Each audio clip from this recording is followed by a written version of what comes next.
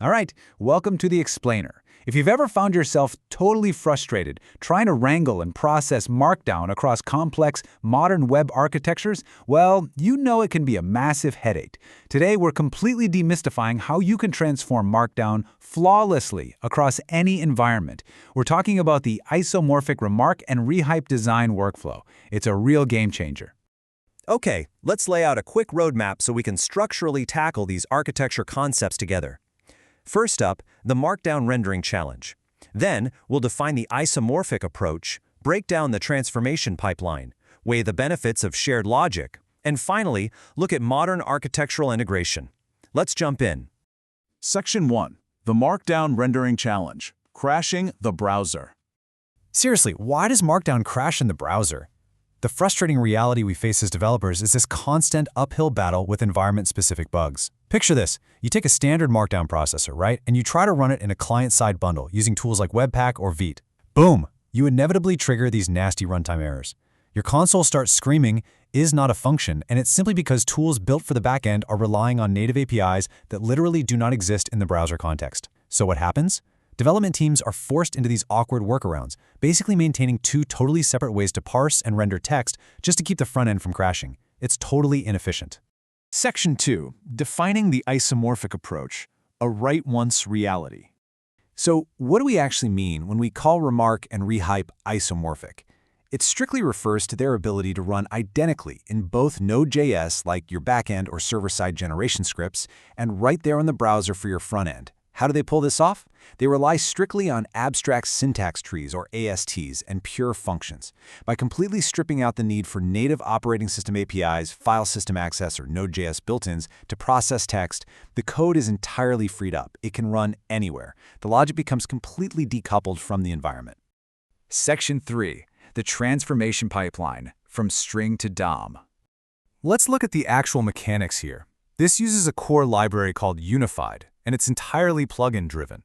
It acts like a literal bridge between ecosystems, working in a seamless four-step assembly line. Step 1 is Remark. This lives in the Markdown ecosystem.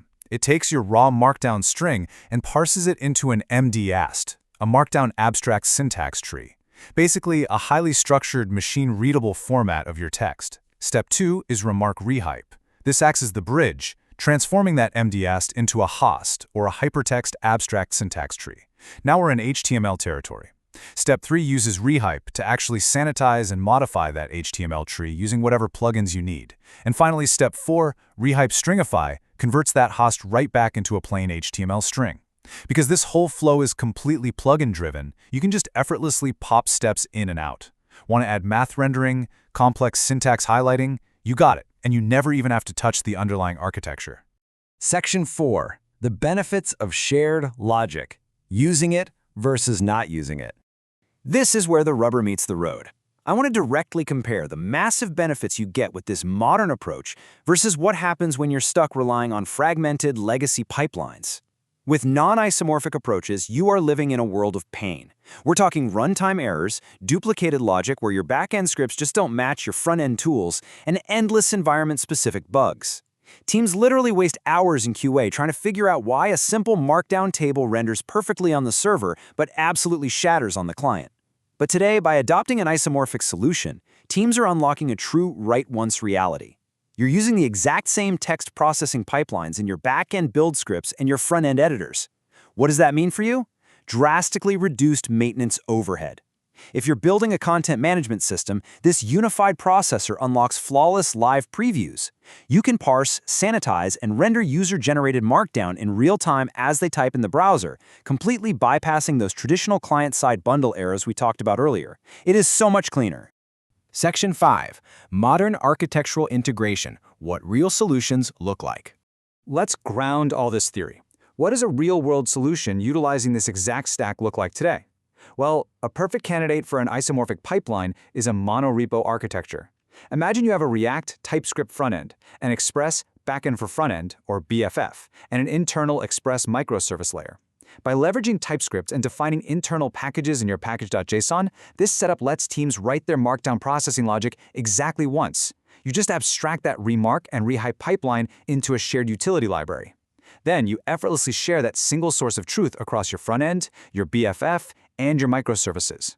It's clean, it's efficient, and it guarantees absolute consistency across your entire engineering organization. You completely eliminate that configuration drift that naturally happens when different teams try to solve the exact same text processing problem in totally different environments. So I'll leave you with this. Is a fragmented Markdown pipeline holding back your architecture right now?